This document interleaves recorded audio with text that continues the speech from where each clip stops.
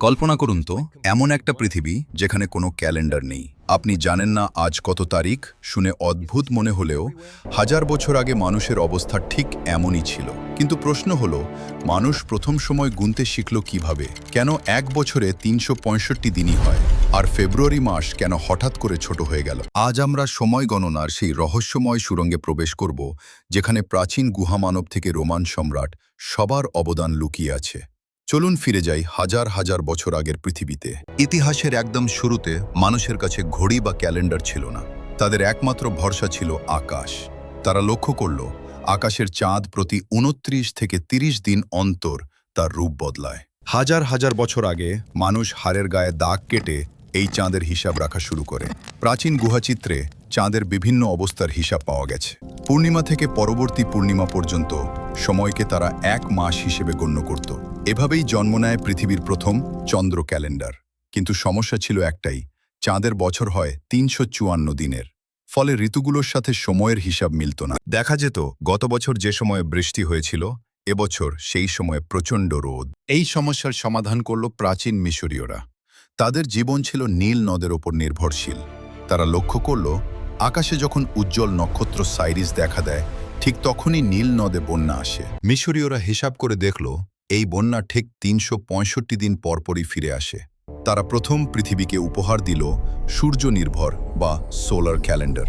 তারা বছরকে ১২টি মাসে ভাগ করল, প্রতি মাসে ৩০ দিন, আর বাকি ৫ দিন রাখা হতো উৎসবের জন্য। এভাবেই আজকের ৩৬৫ দিনের ক্যালেন্ডারের ভিত্তি তৈরি হয়। এরপর এলো রোমানরা। তাদের প্রথম ক্যালেন্ডার ছিল মাত্র ১০ মাসের। বছর শুরু হতো মার্চে আর শেষ হতো ডিসেম্বরে। শীতকালের কোনো নামই ছিল না সেখানে। পরবর্তীতে রাজা নুমা পম্পিলিয়াস জানুয়ারি ও ফেব্রুয়ারি যোগ করেন। কিন্তু রোমানদের কুসংস্কার ছিল যে জোড় সংখ্যা অশুভ, তাই তারা মাসগুলোকে ২৯ বা ৩১ দিনে ভাগ করত। এতেও হিসাব মিলছিল না। অবশেষে খ্রিস্টপূর্ব ৪৬ অব্দে জুলিয়াস সিজার ক্ষমতায় এসে সব গোলমাল পরিষ্কার করেন। তিনি মিশরীয়দের থেকে ধারণা নিয়ে ৩৬৫ দিনের বছর এবং প্রতি ৪ বছর পরপর একদিন বাড়িয়ে লিপ ইয়ার প্রথা চালু করেন।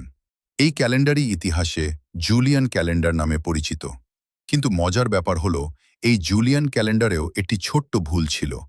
প্রতি বছর ১১ মিনিট বেশি ধরা হচ্ছিল। সিজারের ওই ছোট্ট ১১ মিনিটের ভুল ১৬০০ বছর পর বিশাল এক সমস্যায় পরিণত হলো। ক্যালেন্ডার আর ঋতু একে অপরের থেকে ১০ দিন পিছিয়ে গেল। ১৫৮২ সালে পোপ ত্রয়োদশ গ্রেগরি দেখলেন, ইস্টার উৎসবের সময় ও ঋতু সব ওলটপালট হয়ে যাচ্ছে। তিনি এক আদেশে ক্যালেন্ডার থেকে একবারে ১০ দিন মুছে ফেলার নির্দেশ দেন। সেদিন যারা ৪ অক্টোবর রাতে ঘুমিয়েছিল, সকালে উঠে দেখল তারিখ ১৫ অক্টোবর।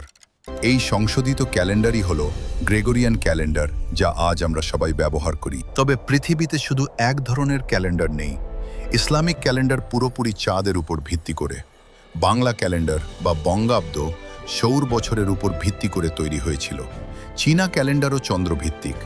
ক্যালেন্ডার শুধু দিন তারিখের হিসাব নয়, এটি মানব সভ্যতার হাজার বছরের জ্ঞান, জ্যোতির্বিজ্ঞান আর বিজ্ঞানের ফল। ভিডিওটি ভালো লাগলে অবশ্যই লাইক দিন, শেয়ার করুন